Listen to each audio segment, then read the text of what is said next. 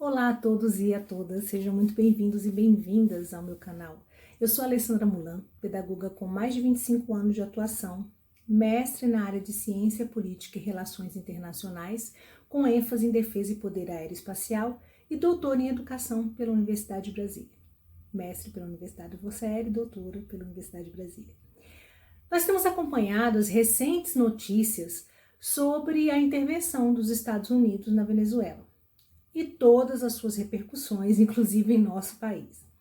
Bom, em um mundo em que se tornou mais conectado do que nunca, onde a informação flui em tempo real e as fronteiras parecem se dissolver, paradoxalmente, nos vemos cada vez mais polarizados. É como se a mesma tecnologia que nos une também nos dividisse em bolhas de pensamento, em que o diálogo se torna um eco e a compreensão um desafio. Antes de continuar, eu quero te pedir para se inscrever nesse canal e dar um like nesse vídeo. Essa ação é muito importante para que eu possa continuar produzindo material, continuar por aqui, né, produzindo materiais como esse nessa rede. Bom, em continuidade, nesse cenário complexo, a educação não é apenas um luxo, ela é uma bússola. Ela equivale a pilotar em um céu de nuvens densas com visibilidade zero a olho nu. É preciso a gente confiar nos aparelhos para navegar por essas turbulências e pelo desconhecido. Hoje eu convido vocês a uma reflexão. Nós vamos usar um planador fictício olhando por cima e com calma para um cenário que, embora complexo, tem sido frequentemente reduzido a aplausos e condenações apressadas. A delicada e explosiva relação entre os Estados Unidos e a Venezuela. Especialmente sob a ótica de ações recentes que geraram euforia em alguns e uma profunda preocupação em outros. Eu quero deixar claro aqui nesse vídeo que a minha intenção não é trazer teorias das relações internacionais para analisar o evento a que me referi agora, mas sim para uma relação entre acontecimentos reais e a necessidade de educarmos nosso olhar para análises críticas e não apenas achismos. Para isso é interessante a gente buscar, né, teorias e análises. Estamos em janeiro de 2026 e as ações do governo Trump em relação à Venezuela foram para muitos celebrados como um acerto de contas necessário. A ideia de que um país poderoso pode intervir a seu bel prazer para resolver problemas em outra nação é inegavelmente sedutora. Ela apela à nossa ânsia por soluções rápidas, por justiça imediata, por uma mudança definitiva. É fácil cair na armadilha de pensar, se há um problema, por que não ir lá e resolver? Porém, precisamos ter uma certa cautela. Essa visão, embora compreensível na busca por justiça ou por uma mudança urgente, ignora um conjunto de regras fundamentais, regras que a humanidade levou séculos para construir, para lapidar, para aprender com a dor e o caos do passado. Precisamos olhar para a história. Estou falando do direito internacional. Para aqueles que vibraram com a notícia de um xerife global agindo sem restrições, e é para vocês que eu faço essa tentativa de metáfora, imaginem a escola como o nosso mundo. E os países seriam os nossos alunos. Agora, pensem no aluno mais forte da turma, aquele que tem o poder bélico, de um soco mais potente ou de uma voz mais alta. Se esse aluno, a cada vez que não gosta de outro colega, do que o outro colega está fazendo, simplesmente o empurra, toma seus brinquedos ou decide quem pode ou não brincar, o que acontece com o recreio? A gente sabe, né? Vira um caos.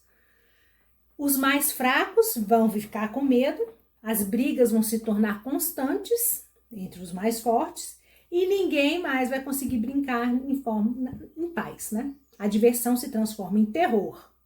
É exatamente para evitar que o recreio global se transforme em uma zona de guerra constante que existem as regras do recreio, ou seja, o direito internacional. e as instituições que o sustentam, como o Tribunal Penal Internacional, o Conselho Nacional da Segurança da ONU.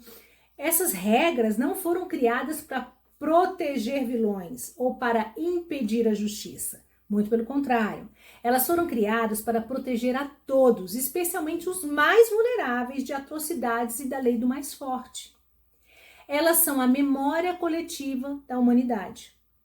Um lembrete constante dos horrores que já vivemos quando o poder bélico foi usado indiscriminadamente, sem freios ou contrapesos, sem respeito às fronteiras, à dignidade, à vida. Vamos mais uma vez voltar para a história, olhar para a história. O direito internacional é cristalino. A soberania dos estados é um princípio sagrado. Um país não pode simplesmente invadir e impor sanções unilaterais que afetem a população civil de forma desproporcional ou tentar derrubar o governo de outra nação sem uma base legal sólida. Isso significa uma resolução do Conselho de Segurança da ONU ou em legítima defesa em casos extremos. Se um líder realmente se preocupasse com a situação humanitária ou com a democracia em outro país, agiria dentro dessas normas. Isso significaria, por exemplo, buscar o diálogo multilateral, pressionar por soluções diplomáticas através de organismos internacionais, oferecer mediação ou, em casos extremos e com as provas irrefutáveis de crimes contra a humanidade, buscar uma intervenção humanitária com o aval da comunidade internacional, e não de forma unilateral.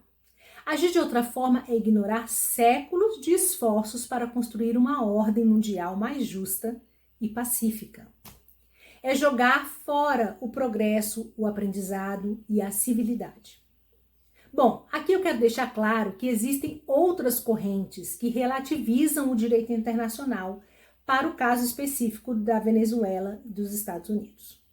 A principal justificativa dessa outra corrente é que, para essa operação, os Estados Unidos esse indiciamento de Nicolás Maduro por narcoterrorismo, conspiração para importação de cocaína e crimes relacionados a armas. Para quem apoia essa visão, a captura de um chefe de Estado acusado de tais crimes é vista como uma medida legítima e necessária para combater ameaças transnacionais à segurança dos Estados Unidos e da região. O direito internacional, nesse contexto, seria relativizado em nome da justiça e da segurança, argumentando, que um líder envolvido em atividades criminosas perde a proteção de sua soberania. Porém, o uso da força por um Estado contra outro é estritamente regulado pelo direito internacional, permitido apenas em legítima defesa, o artigo 51 da Carta da ONU, ou com autorização do Conselho de Segurança da Organização das Nações Unidas. A Operação Resolução Absoluta não se enquadra em nenhuma dessas categorias, sendo amplamente vista como uma agressão. Críticos apontam para um duplo padrão, em que os Estados Unidos agem de forma decisiva contra um adversário, mas podem ignorar ou tolerar crimes semelhantes cometidos por aliados ou em países em que não têm interesses estratégicos tão fortes, como no caso da Venezuela. Essa dificuldade de compreender a complexidade da situação, aplaudindo ações que violam o direito internacional, muitas vezes reside em uma armadilha muito perigosa: o pensamento binário. Vivemos em uma época em que tudo parece ser 0 ou 1, direita ou esquerda, comigo ou contra mim. Para muitos, ser contra a ação de Trump automaticamente significa ser a favor de Maduro. E isso é um equívoco profundo, um erro que nos impede de ver a realidade em sua plenitude. A ausência de estudos na perspectiva dialética nos impede de ver o mundo de forma absoluta, que não é feito de forma absoluta. Nos impede de ver o mundo dessa forma multilateral e não binária. É perfeitamente possível e, na verdade, necessário criticar as violações do direito internacional por parte dos Estados Unidos, sem com isso endossar as políticas ou regime de Maduro. A situação humanitária na Venezuela é sem dúvida alarmante e merece a atenção e a solidariedade da comunidade como um todo, da comunidade internacional. A crise econômica, a escassez de alimentos e medicamentos, a violação de direitos humanos são realidades dolorosas que afetam milhões de pessoas. Isso não acontece só na Venezuela, é muito importante deixar isso claro. No entanto, a solução para esses problemas não pode vir por meio de ações que desrespeitem a soberania e o direito internacional, pois isso apenas abre precedentes perigosos para outras nações e pode agravar ainda mais o sofrimento da população. É um ciclo vicioso que precisamos quebrar. A educação deve servir, acima de tudo, para abrir nossas mentes, para nos colocar frente ao contraditório e nos ensinar a debater outros pontos de vista e olhar o ponto de vista do outro. Não se trata de catequizar, de doutrinar ou de fazer o outro mudar de ideia a qualquer custo, mas sim de desenvolver a capacidade de analisar cenários prospectivos e retrospectivos, de entender as múltiplas camadas de uma questão. No caso da Venezuela, por exemplo, é preciso reconhecer que a crise tem raízes profundas e multifacetadas, que incluem a má gestão econômica interna, a corrupção, a dependência do petróleo, mas também o impacto de sanções externas e a polarização política. Reduzir tudo a uma única causa, a um único vilão, é simplificar demais e, consequentemente, inviabilizar soluções eficazes e humanitárias. Quando endeusamos políticos ou nos apegamos a narrativas binárias, perdemos a capacidade de análise crítica. Um líder político, por mais carismático ou poderoso que seja, não está acima das leis ou da ética. Suas ações devem ser avaliadas à luz do impacto que geram nas vidas das pessoas e na estabilidade global. O jogo político de agir de acordo com o bel prazer de quem detém o poder é muito perigoso, especialmente quando as consequências recaem sobre populações inteiras e populações vulneráveis. Em situações como a relatada, estamos falando de uma questão humanitária que transcende ideologias e alinhamentos políticos. A defesa da vida, da dignidade e dos direitos humanos não pode ser moeda de troca em um tabuleiro geopolítico.